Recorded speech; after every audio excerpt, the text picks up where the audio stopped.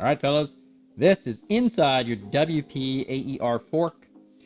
Obviously, we're going to lay these valving and shim stacks out for you so you can take a good look at that. This is on the non-air spring side of your fork. The air spring side of your fork looks just like this. It has a tube that's identical looking to this, and it looks just like this on the other side, but it does not have this valving stack arrangement or this part to it. It's just a cartridge with a cap that seals off that has an air Schrader valve attached to it. There's an air volume in here, and then there's a separator piston right here that splits the air above and below, and there's a little dimple in the tube about right here, and that dimple equalizes the air pressure upper and lower. We'll show you the guts to that in a minute. Really smart on WP's part to use the same components essentially, so only have to manufacture one thing and make it work in two ways. So let's get this thing to focus. There's the base valve assembly. You get kind of zoomed in on there. See if I can do so. You can see the valving stack down there at the bottom. ICS pressure spring, that's normal for every fork. Here's the mid-valve assembly. This little spring right here is a top-out spring. When your fork extends, this spring hits down there, and this kind of prevents the fork from clunking when it tops out, so like when the fork extends. And it also changes the ride height of the bike. The stiffer or softer or longer or shorter you made this would change how the fork extends at the end of the travel. All bikes pretty much have it. You haven't seen it in some of my other videos because they're actually captured or held within the cartridge all the time as opposed to out on the shaft. This is just a different way of holding the spring. So KTM does some things that are a little bit different on this newer generation fork. This started last year in 2021. See, this is a little rubber grommet. That grommet goes up inside of there and is a bottoming aid. Okay, so all it does is prevent that clanking sound when you bottom because you're hitting rubber, so it cushions that last little bit of bottoming. But the real bottoming control is normal. So what you have is this oil lock right here. This is a little round piece. It goes into a cup that's inside your fork tubes, which are not shown here. And that cup is about this tall. And then as it goes into that cup, it forces fluid out. The faster it goes in the cup, the stiffer it gets. That's good for bottoming control. This is the same on KYB or Showa. They use a similar technique and it works the exact same way. So nothing really too cool to see here. Now, one thing to notice, this is a much larger mid-valve in diameter than a KYB or Showa fork. Why? Well, because it's only a single function fork. Just like the Showa single function, which we don't have pictured here, it also has a large mid-valve. Why? Because you have to get twice the damping out of one side of the fork. The other side of the fork is the spring, and it's twice as stiff as a double spring fork. So that's how they're doing that. They're doubling up this piston size, which increases the amount of fluid volume that goes through, which, depending on how you regulate it, can increase the velocity, which can increase the damping. These are all good things when you need it to be. Now, this is a really beefy valve stack for a mid valve. I'm talking like double the stiffness that KTM Gas or Husky has ever used. This is a 2022, and they've essentially been going stiffer and stiffer and stiffer with their stock settings, and people seem to like them more. So don't always think stiff is worse, and everybody who thought that the old forks were too stiff was out of their mind. They were too soft. Good luck telling that to a consumer who swears that his harsh forks are because they're too stiff. That's an inside secret for you that nobody wants to talk about. The industry is just never going to be honest with you about. So they've made some changes to this design over the last 4 or 5 years. It's slowly changed a little bit, and it's kind of actually mimicked what KYB is doing. If you've seen our KYB video that popped up, it uses a little cup washer. We'll do some detailed breakdown on that in the other video, and we'll do a detailed breakdown of that possibly in this video. All right, so let's get these valve stacks apart, and you can kind of take a look at how they work. All right, fellas, there it is laid out on the bottom in this video. Down here, this is the base valve. That's the very bottom of the shim stack. It progresses this way to the piston. As with any shim stack, it tapers. This is a two-stage shim stack. It has a crossover shim right here, and then these are face shims. This uses slightly smaller diameter shims than a KYB or Showa does currently. Here's the piston. Get a good shot of that. So this side that you see here is the Rebound side. And then this side's actually the compression side down here. A little bit smaller port than a KYB or a Showa. Not like it's too important, to be frank. The fluid velocities through base valves are very slow in comparison to the fluid velocities through mid valves. Here's the mid valve compression side. This is on the piston, and then it moves its way down. Eventually it tapers. And then they have a low speed control stack right here. This is the same on the new KYB, which was originated on Kawasaki's in 2011. Low speed shim system, LSV, I believe is what it was called by KYB. This is like a spring, which shims are all like springs, but you can tune the stiffness of the low-speed spring by changing out these shims and the tapers and the clamp shims and whatnot. So it's actually a really smart design, but it does require you to have some knowledge, which is kind of rare within the suspension industry. Up there is the rebound stack. Now, something to note, this fork relies on one side to do all of the rebound damping. This is a very light rebound stack. There's less shims and less thick shims here than would be in a standard KYB or Showa dual fork. This is a very light or fast rebound. And then on top of that, it's hard to tell in video, but if you really look, this shim is bigger than these two. This one's smaller, this one's a little bigger, and this one's the biggest. This is the shim required to close off your mid valve, and these two do not close it off. So what's going on there? That would allow free flow of fluid before this would close it off. Well, that's called a bleed shim, something KTM's been doing for a little while. And a bleed shim bleeds fluid off, just like it sounds like. But there's a caveat to it, a little trick to it. And that trick is that on the compression direction, at low shaft speeds, it's open. But in the compression direction, this shim will actually bend over these two and close off that piston at higher speeds, making the compression valving stiffer at high speeds. That's separate of this stack. This is the rebound valving. But that's what they're doing there. They're trying to get a little bit of fluid bleed at low speeds through this stack, because this stack does not have a bleed shim. And this piston does not have, if I'm not mistaken, I might have changed it. Yeah, let me look here. This piston does not have a bleed hole, which Showa and KYB typically have.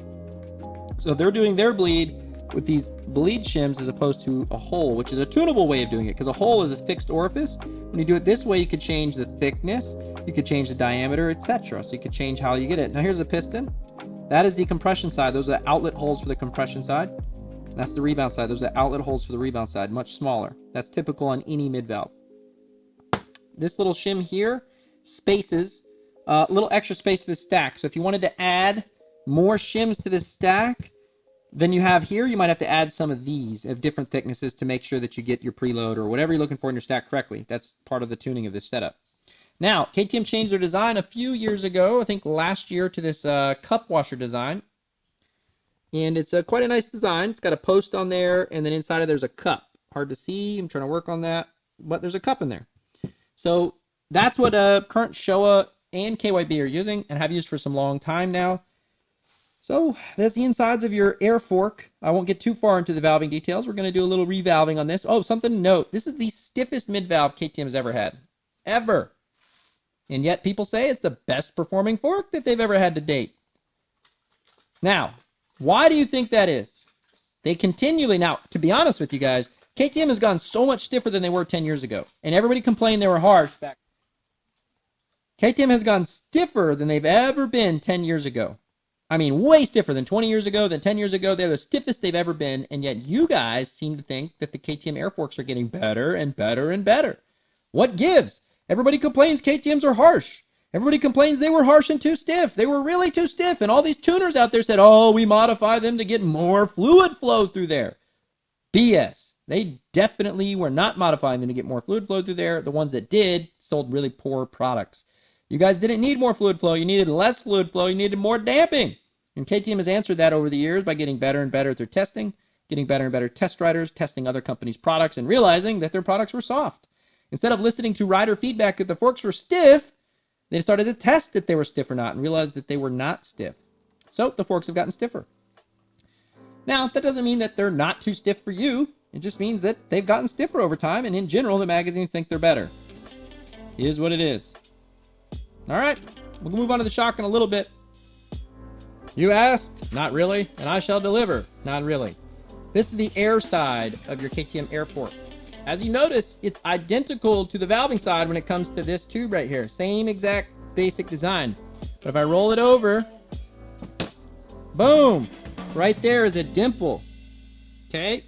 That dimple is raised, kind of hard to see, but it's raised up. And what it allows is the air to equalize on the upper side of the dimple to the lower side of the dimple. So when you put air inside that valve right there, that Schrader valve, it goes inside this chamber, and then it equalizes from, so let's say the piston was up here, right? Let's say the air piston, separator piston was up there. Hold on, I'm struggling here. Say that separator piston was there when you put air in it. It pushes the piston down, And the piston hits to this little dimple, and the air can go across the other side. So the piston will sit right here, and then what'll happen is the air will equalize, and then that's where your piston sits at. That's where, because the air pressure will be equal on both sides. For example, let's say it pushed down here, okay, and you got too much air pressure. You would think, oh, well, how could it possibly equalize? Well, there is going to be some air that equalized as that piston went across, and it starts compressing it, and then eventually this pressure goes up, so the piston only goes so far. And then if you hit a bump, the piston would move up, and then the air pressure could equalize. So it pretty much always equalizes. You have enough time. So essentially, whatever pressure you run in your chamber on these forks, on a tack fork, you had to up air your lower chamber. Well, this is automatically doing that for you right there. But you can see this is the same design as your valving side. So this is the bottoming cup cone, and then you've got your shaft. It all looks the same, right? Everything's the same. Now, this is a little bit different seal than the other side because it has to hold air pressure on both sides. So it's actually got a double-sided seal, and the other side doesn't. But that's it. That's the inside of your air fork. All right, folks, continuing on. Inside WP suspension. This happens to be a KTM 350. If you take a gas, a Husqvarna, a KTM 450, 250, 125, they're all the same, identical. Here's our shock shaft. There. They're all the same on every bike. This is a seal head assembly here, right there. Every bike has the same parts there. Every bike uses the same thing. The dimensions are a little different depending on the height. This is a top out spring. So when your shock fully extends, this spring goes the opposite direction of that. It actually helps do certain things for sag. So you can have a slightly too stiff of a spring rate and still get sag numbers. It's kind of a trick little thing you can do with that. Here's the piston. It's a 50 millimeter piston. That's the same as most KYB and Showa right now. They use a large 18 millimeter shock shaft. Not all suspension does that. Those are the compression holes, the outlet for the compression. So you can see there's two holes that are side by side. And then if you look really closely, that cut away between them, the bridge is cut away. That makes them act as one hole when it comes to suspension fluid. And then there's this ovicular hole for the rebound outlets. These are slightly smaller diameter holes than Showa and KYB use. Not really critical, but it's something that is a little bit different. The pistons play basically no role in damping. And they do, but they don't. Those size holes don't matter. What does matter is the shim stacks. And those holes matter, but not in the way that you guys think they are. They're not a restriction. That's the compression shim stack. And there's the rebound shim stack. So, people ask me all the time, oh, they're not made well, or Showa WP's just not made as well. I'm telling you guys right now, it's made really nice. The bodies are incredible. Let me grab the shock body. Shock body here, billet body, okay, so it's multiple pieces. The amount of friction that a WP shock body has is like negligible. The piston goes up and down. It's super easy as compared to Showa or KYB. So in my opinion, they have a lot better manufacturing make there. When I pull apart a WP shock or fork, the fluid's always very clean. When I pull apart WP, and when I pull apart Showa or KYB, the fluid's always really dirty. That's just telling you right there more than you need to know, or all you need to know about which one has better tolerances. Sorry, the AC just kicked on. So anyway, that's the insides of a WP shock. Really, really nice products. It's all how you set these up. Not about the actual components. All the bikes use about the same thing. Now the linkage ratios are way different on a WP than a Showa or KYB bike. That's not exclusive to Showa or KYB. That's the manufacturer making those choices. And that's really something to talk about, and maybe one day we'll do a video on linkage ratios and show you guys some of that stuff. But anyway, that's inside a WP shock. You got to see inside the forks, inside the shock. You can make your own assessments on whether or not you think that there's some technological difference between the manufacturers. But, we'll leave that one up to you guys.